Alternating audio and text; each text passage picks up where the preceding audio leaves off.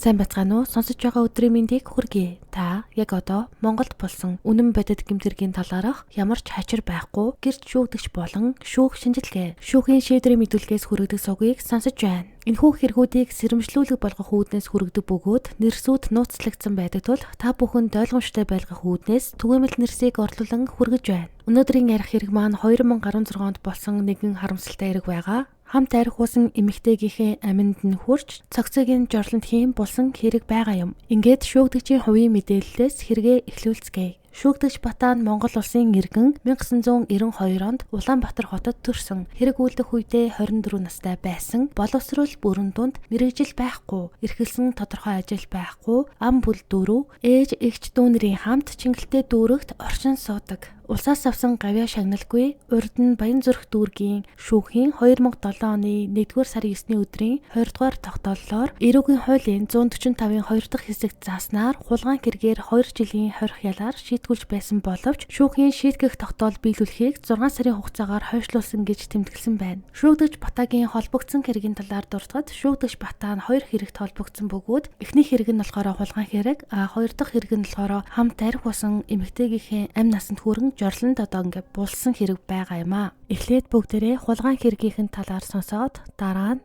хүний амь насанд хүрсэн хэргийнхэн талаар сонсцгоё. Шүүгдэгч Батагийн мэдүүлгээс 2016 оны 4-р сарын 5-ны өглөө 10 цаг өнгөрөөгөөд би гэрээсээ гараад оргилийн гэрт нь очих гээд гудамжинд явж байгаад чулуунтай тааралтаад чулуунтай хамт оргилийн гэрт нь очтол оргил байхгүй. Урд хашааных нь буйнаа ах хашаандаа эрдэнэ гэдэг цэргийнхээ найзтай хамт зогсож байсан бөгөөд оргилыг архинд явчихсан. Одоо ирнэ гээд чулуун бит хоёрыг хашаандаа оруулсан. Ингээд тэр хашаанд байж байтал удалгүй оргил ганагийн хамт нэг шил дээрх аваад ирсэн бөгөөд оргилийн гэрт нь хүн байхгүй гээд бүгдээрээ оргилийн гэрт нь орж нөгөө архиа уухаар буйнаа ах хүүхдээ тэврээд бид нар бүгдээрээ оргилийн гэрт нь ороод нөгөө архиа хувааж уусан. Ингээд нөгөө архиа ууж дуусаад буйнаа ах би явлаа гээд хүүхдээ аваад найз эрдэнэтэйгээ хамт гараад явсан. Буйнаа ах бол хаашаа явхаа хэлээгүй. Оргилийн гэрт нь чулуун болон ганаа бид дөрөв үлдээд хэсэг байж байснаа оргил чулуун хоёр буйнаа ахынд ороод нэг шил архины мөнгө гуйгаад ирээ гэж хэлээд гараад явсан. Гэрт нь ганаа бит хоёр үлдсэн бөгөөд удалгүй 5-аас 10 минут болоод гаднаас оргил чулуун хоёр нэг зурагт тэврээд ороод ирсэн. Ганаа бит хоёр ямар учиртай зурагт вэ гэж асуухад буйнаа ахын гэр нь цоочтой хөнгүй байхаар нь ороод хулгайлж чахлаа гэж хэлсэн. Тэгээд бид нар хоорондоо ярилцаад нөгөө зурагтыг нь ламбард нь тавихаар болоод хулгайлсан зурагтыг оргилийн гэрт нь орон дээр нь байсан улаан өнгийн бүтээлгэнд ороогоод оргил зурагтыг нь тэврээд бид дөрвөлээ тэднийхээс гараад зам дээрээс такси бариад шууд дам даржаад байдаг. Ламбард нь очтол тэр ламбард удирдлаггүй бол авахгүй гэсэн. Тэгтэл бидний барьж явсан таксины жолооч эмэгтэй над зурагтаа надад хямдхан зарвал би авъя гэхээр нь тэр эмэгтэй жолоочод 80,000 төгрөгөөр зархаар болоод 10,000 төгрөгийг нь таксины төлбөрт нь бодож суудгаад бэлнээр 70,000 төгрөг аваад дам даржаад буугаад үлдсэн. Ингээд тэр мөнгөөрөө арх пив хям аваад голын ирэг дээр очоод идэж уугаад дуусгасан гэх мэдүүлгийг өгсөн байна. Харин одоо тухайн таксины эмэгтэйн жолоочийн мэдүүлгээс хүргэе. Би өөрийн эзэмшлийн автомашинаараа гадуур халтур хийгээд явж байгаад оройн 17 цаг өнгөрч байхад 7 буудал өнгөрөөгөөд зурагт тэрсэн 4 залуу гар өргөд байхаар нь зогсоод авсан юм. Тэгтэл тэр 4 залуу зурагтаа ламбартанд тавина гээд дам даржаагийн ламбард ортол удирдлага нь байхгүй гээд авахгүй байсан.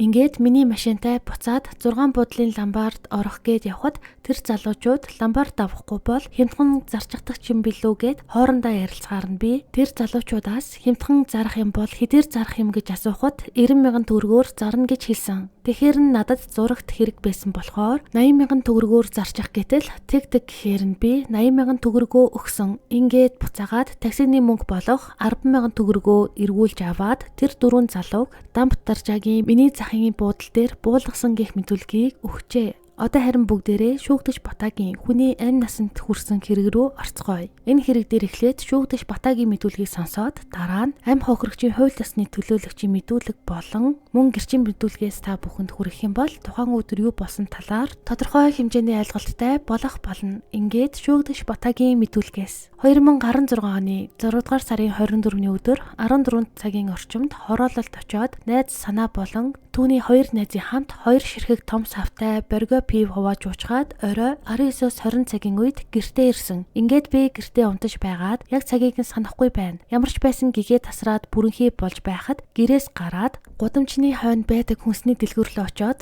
нэг шил 0.5 литрийн хараа ирэх аваад гэртээ орж уух гээд гэрлүүгөө явж байгаад ард талын гудамжинд урд нь зүс таньдаг байсан Ариуна гэдэг эмэгтэйтэй тааралцсан. Тэгтэл Ариуна намайг хайчих гэж байгаа юм гэж асуугаад тэгээд миний өмдний карманд хийсэн байсан шилтэй архийг харчгаад наад архийг чинь хуваагаа дууг гэхээр нь би зөвшөөрөөгүй ба би гэртээ харих гэж байна та яв гэтэл Ариуна наад архийг чинь хуваагаа дуучихъя гэд салахгүй байсан. Ингээд би Ариунаг дагуулад гэртээ ирсэн. Тухайн үед би эхнэр хүүхдээсээ салсан байсан болохоор манай гэрт хүн байгаагүй. Тэгээд нөгөө архийг Ариуна бит хоёр хувааж уусан. Арх дуустал Ариуна надад хандаж би хүний арх уучихсан юм чинь яаж зүгээр байх вэ? Хоёлаа нэг унтчихъя гэд Ариуна өөрөө бүх хувцаа тайлаад ямар ч хувцасгүй үлдсэн. Би мөн адил хувцаа тайлаад бит хоёр манай хоймрын орон дээр нэг удаа бэлгийн харьцаанд орсон. Би Ариунатай бэлгийн харьцаанд орохдоо бэлгэвч хэрэглээгүй нэг удаа дур тавьсан. Дур тавихдаа би үрийн шингэнээ талигачийн бэлэг эрэхтэн дотор гаргасан.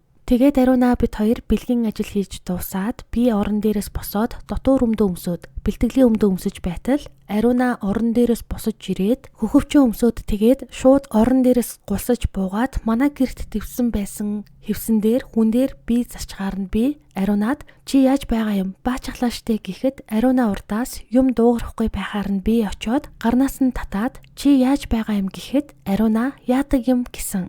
Тэгээд би Ариунад босоод наад баасаа цэвэрлэх гэтэл Ариуна урдаас чадахгүй гэхээр нь би түүнийг айлгах санаатай 2-3 удаа нүүрлүүн алгацсан. Тэгтэл Ариуна хойшоо орн алж суучгаад ерөөсөө босохгүй байсан. Тэгээд би Ариунагийн гарнаас татаад босгоод иртэл хойшоогоо шууд орон дээр гидигээд дээшээ хараад хэвтчихсэн. Тэгээд би Ариунаг айлгах гээд хажууд нь сууж байгаад Ариунагийн өөрийнх нь өмсөж байсан ногоон өнгийн подболкийг хоолоогоор нь оруулаад хоёр тийш нь зөрүүлж татаад боосон. Тухайн үед Ариуна миний нэг гарнаас хоёр гараараа бариад хоолойныхоо боолтыг тавиулах гэж эсэргүүцэж байснаа нэг их удалгүй 1 минут орчим л хугацаа болсон байх. Хоёр гар нь сулраад гараа унжуулж харна би Ариунаг ухаан алдчихлаа гэж бодоод хоолойных нь боолтыг сулруулад сэрэх гээд хацарлуун зөөлөн хит хит удаа алаадахад ямар ч ухаангүй байсан. Тэгээд би арайч өгчгээгүй байх гэж бодоод жаахан байж байгаад ухаан ороод сэрэгчих байх гэж бодоод би хувцас өмсөд гараад явчихсан ба намайг гарахад нагацэгч нарагийн байшингийн гэрэл унтраастай унтчихсан байсан. Харин ээжийн байшингийн гэрэл асаалттай байсан. Тэгээд би хашаанаас гараад гадаа хэсэг сууж байгаад буцаад хашаантаа ороод ирэхэд ээжийн байшингийн гэрэл унтраад хүмүүс нь бүгд унтчихсан байсан. Тэгээд гэртээ ороход Ариуна ямар ч хөдөлсөн шинжгүй яг намайг гарахад байсан чигээрээ орон дээр хэвтэж байхаар нь би Ариунаг нас борчихсан байна гэдгийг нь лавтай сайн мэдсэн. Ингээд би хүү алчихсандаа айж балмагдаад яах ч учраа олохгүй гэртээ хэсэг сууж байгаад хашаандаа угсан байсан жорлонгийн нөхөнд талигачийн цогцыг хийхээр шийдээд шууд талигачийн цогцыг дээш нь харуулan хоёр гарнаас нь чирээд гэрээс гаргаад чирсэн чигээр яваад ухсан байсан жорлонгийн нүхний ирмэг дээр нь чирч авчирсан. Тэгээд цогцсны нэг гарнаас хоёр гараараа барьж байгаад биеийг нь хөлөөрөө түлхээд жорлонгийн нүхлөө унжуулж байгаад гарыг нь тавиад цогцыг доош унгаасан. Ингээд буцаад гэрлүүгөө ороод гэрт байсан эсхийг гуцыг аваачиж талигачийн цогцсны дээгүүр хайж бүтээгээд нүхэн дотор орж байгаад ханных нь шорог гараараа самардаж унгаагаад цогцыг болон бүтээсэн эсхийг гуцыг харагдахгүй болтол нь буулсан. Тэгээд би ерөөсөө тайвширч чадахгүй айж балмагдаад хамаг би чичрээд унтаж чадахгүй гэртээ нэг орж хашаандаа нэг гарсаар байгаад өглөө болгосон. Өглөө болоод урд өдөр нь арх авсан дэлгүүр онгох хорн тэр дэлгүүр рүү орж нэг шил 200 грамын хуванцар савтай арх авч ганцаараа гудамжинд дуучгаад буцаж хашаандаа ортол манай ээж Сара сэрээд босчихсон. Гэрээхээ үүдэнд сууж байхаар нь ээж дээр очиод би урд шөнө хүн алаад жорлонгийн нүхэнд булжгсан гэдгээ хэлсэн. Тэгтэл ээж нөгөө жорлонгийн нөхлөө очиж харчгаад өөрийнхөө утсаар цагдаад дуудлага өгч мэдээлсэн. Тэгээд би цагдаагийн ажилтнуудыг гэртэл нь оргож зүхтаах ямар нэгэн үйлдэл хийлгүй. Ээжийн гэрийн үүдэнд хүлээгээд сууж байтал хоёр цагдаа орж ирэн намайг гавлан машиндаа суулган цагдаагийн хилтэс дээр авчирсан. Ийм л асуудал болсон юм. Би талигачийг урд нь зүс таньдаг байсан. Нэгээс 2 жилийн өмнө байхаа. Би найз нартайгаа гол дээр арх уугаад сууж байхад талигаач тэр хавьяар явж таарад хамт арх ууж байсан. Би талигаачийн жинхэнэ нэрийг нь мэдэхгүй. Ариунал гэж дууддгийг мэднэ. Талигаач бол арх их уудаг ба манай гэрийн тэр орчмоор долоон буудал орчмоор арх уугаад сохтуу явж байдаг байсан.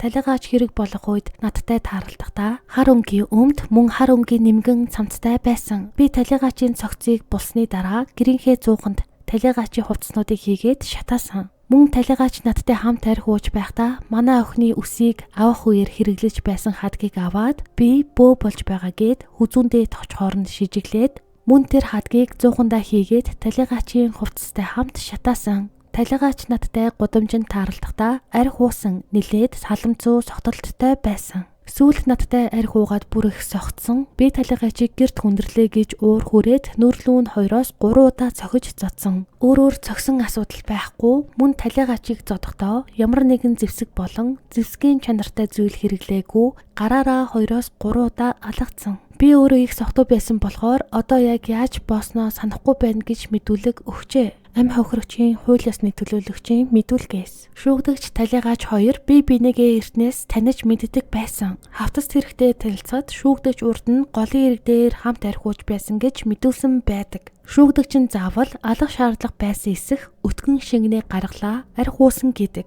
Ойролцоо гудамжинд байдаг байсан шүүгдэгчийн аав ээж төлөө нүүрс зардаг гэдгийг ч мэднэ. Миний ээж долоон буудалд түүс ажиллуулж байхад шүүгдэгч нь жоох хүүхэд орж гараад гүйдэг байсан гэдэг. Ингэж бие бинийгээ таньдаг аав ээжигээ асарч асаргааны мөнгийг авдаг байсан. Тэр өдөр долоон буудлаас цовингийн гурил амтлагч авч ирэхээр гараад ирээгүй байдаг. Арх уусан байж болно. Гэхдээ талигаач бол согтотлоо арх уудаггүй. Мөн согтолтын хэмжээ бага гарсан. Талигаач өөрийн гэсэн ухамсартай хүн. Айлд бие засаа сууна гэж байхгүй. Шүүгдэгчэд өөр санаа харагдаад байгаа. Учир нь талигаачийн хувцснуудыг бүгдийг нь шатаасан гэдэг. Уг шатаасан гих хувцас дотор талигаачийн өмсөж явсан хувцснуудыг нь дурдаагүй байдаг. Тэр өдөр 19 цаг 30 минутын үед аавын дүү болох ах эгч хоёртой таарахад улаан бэлтгэлийн өмд цамцтай явж байсан гэсэн. Гэтэл шүүгдэгчийн хэлсэн талигаачийн ногоон хоолойтой цамц сэнхэр жинсэн өмд гарч ирснийг нь мэдэхгүй байна. Талигаачийн өмсөж явсан подволкоор ороосон гих боловч тийм подволок өмсдөггүй.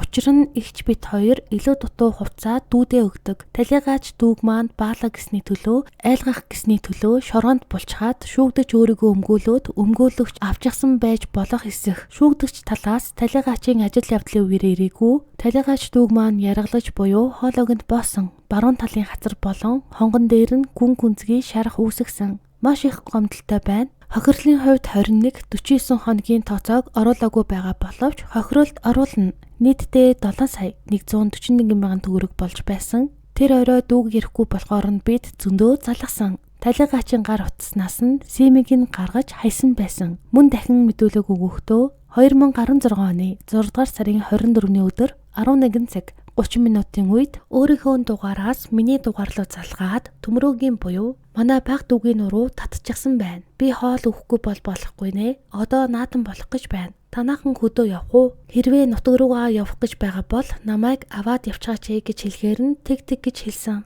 Манай хүү өнөөдөр өглөө 11 цаг 48 минутанд над руу залгаад өчигдөр орой Ариуна эгч гэртээ ирээгүй төмрөө ах нуруунд татчихсан хоолунд байхгүй байна гинэ. Та гэрээр нь дайраад хоолунд өгөөрэй гэж хэлсэн.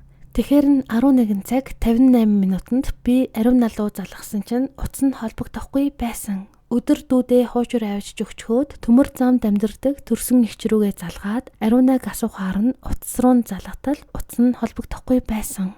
2016 оны 6 дугаар сарын 25-ны өдөр 19 цаг 49 минутанд миний төрсөн дүү төмөрөө над руу залгаад эгч худгийн тэр хавьд өнгөрчихсөн байна гинэ. Сая 2 цагтаа ирээд хэллээ гэж хэлэхээр нь би үний юм уу? Буруу таньчаагүй биздээ гэж асуутал цогцсон мөн байна гэж надад хэлсэн гих мэдүүлгийг өгчээ. Шүүгдэгч Батагийн төрсөн ээжийнхэн мэдүүлгээс сонсцгоё. Би Чингэлтэй дүүрэгт өөрийн төрсөн хүү Бата болон төрсөн охин Мөнгөө баг хүү тамир нарын хамт амьдардаг юм. Мөн манай хашаанд миний төрсөн эгч нараа хүүхдүүдийнхээ хамт амьдардаг. Хашаандаа би баг хүү тамираа охин мөнгөө нартай хамт байшинд, нараагийн эгч хүүхдүүдтэйгээ тусдаа бас нэг байшинд манай хүү Бата эхнэр хүүхдийнхээ хамт гэр бариад амьдарч байсан. Энэ хэрэг болохоос өмнө буюу 2016 оны 3 дугаар сараас эхлэн манай хүү Бата эхнэр хүүхдээсээ салаад тусдаа гэртээ ганцаараа амьдарч байсан юм. 2016 оны 6 дугаар сарын 24-ний орой буюу өрчигдөр орой 20 цагийн орчимд байхаа. Ямарч байсан гэгээ тасраагүй байх үед манай хүү Бата арх хуучсан халамцуу хүнтэй зодон хийлээгээд хувцас хунар нь шороо тоос болчихсон нүүр аман цус болчихсон орж ирээд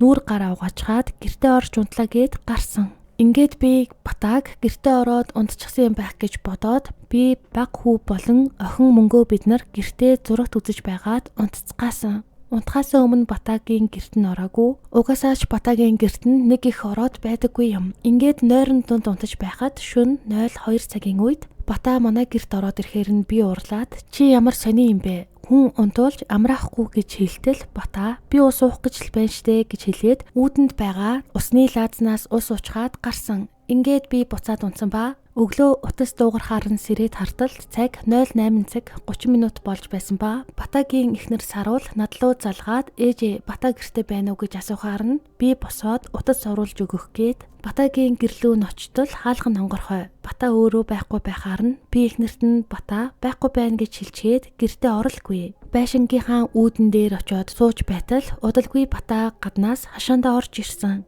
Тэгээд царай нэг л сонирн болчихсон надад дээр ирээд ээжээ би хүн алчихсан гэж хэлэхээр нь би итгэлгүй чи юу тэнэгтээд байгаа юм. Тэр хүн чинь хаана байгаа юм гэж асуухад Бата манай хашаанд байдаг 3-4 жилийн өмнө жорлон хийх гээд ухчихсан байсан нөхлөө заасан. Тэгэхээр нь би мөн л итгээгүй чи юу солиороод байгаа юм бэ гэж хэлээд нөгөө нөхлөө очиод хартал нилээд гүнзгий байсан нүх дээшилж гисэн хажуу ханны шороонд шинээр нурчихсан байхаар нь би итгэсэн. Тэгээд буцаад ирэхтэл манай эгч нараа гэрээсээ гарч ирэхээр нь би эгчтэй Бата хүн алаад энэ нүхэнд хийгээд булчихсан байна гэж хэлээд би өөрийнхөө утсаар шууд 102 руу залгаад манай хашаанд байдаг жорлонгийн нүхэнд хүн хийгээд булчихсан байна. Түргэн ирээрэй гэж хэлсэн. Тэгээд удалгүй 30-аад минутын дараа машинтай 2 цагта ирээд болсон асуудлыг асуухад Батаг аваад гарсан. Тэр үед Бата цагдаа дуутахаас эхлээд цагдаа ирэх хүртэл ямар ч хөдөлгөөн хийгээгүй, зүхтах оргох ямар ч орлого хийгээгүй, шоконд орчоод хөдлөхгүй суугаад байсан.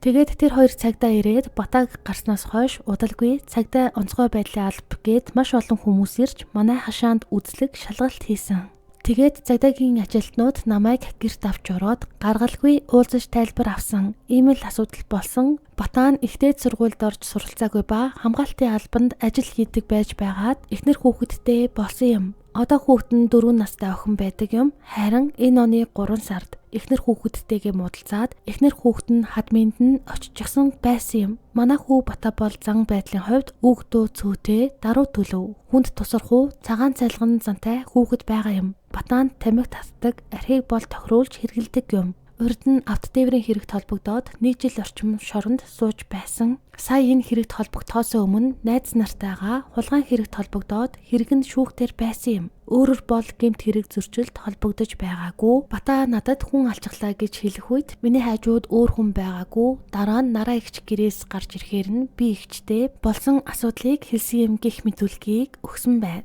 Шүүх шинжилгээний үндэсний хүрээлэнгээс гаргасан дүгнэлтээр Талигач Ариунагийн цогцос 2016 оны 7 дугаар сарын 20-нд задлан шинжилгээ хийжээ. Шинжилгээгээр Талигачийн хүзүү болон хоолой орчимд дарагдлын ором илэрсэн байсан бөгөөд энэ нь зөөлөн зүйлээр шахагдсан шинжтэй байсан. Мөн хэлний орчим, ховч ясны салас, хацаар, уруул, нүд орчимд олон газар цус хуралд, няцралт, зулгаралт шарах илэрсэн. Түүнчлэн ховч яс хугарсан нь тогтоогдсон бөгөөд энэ нь хүндөвтөр гэмтэлд хамаархаж бусад гэмтлүүдийг нь хөнгөн зэргийх гэж үздсэн байна. Шинжээчийн дүгнэлтээр эдгээр гэмтлүүд нь бүгд Талигач амьд байх үедээ нас барахаасаа 1 цаг орчмын өмнө үүссэн байна гэж тэмдэглэсэн бөгөөд Талигачийн үхлийн шалтгаан нь амьсгал богдож амьсгалын дутагдалд орсноос үүдсэн гэж үздсэн. Өөрөөр хэлбэл боомлсноос болж нас барсан гэсэн үг. Түүнчлэн Талигач нь нас барах үедээ хөнгөн зэргийн цогцолтой байсан бөгөөд цогцост хийсэн шинжилгээгээр үхэлд хүргэх архаг хууч өвчин илрээгүй.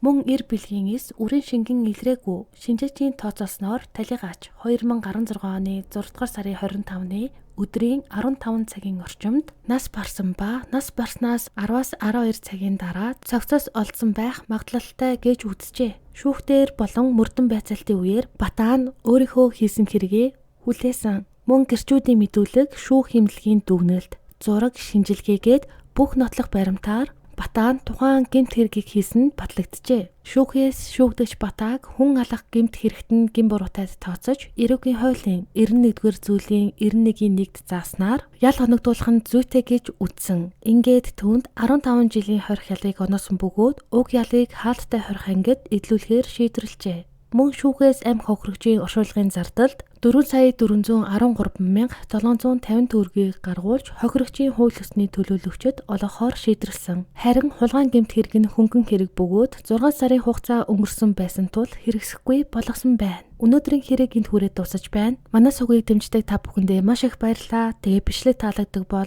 бичлэгтээ лайк дараарай. Дараагийн дугаараар дахин уулзтлаа. Түр баяртай баярлалаа.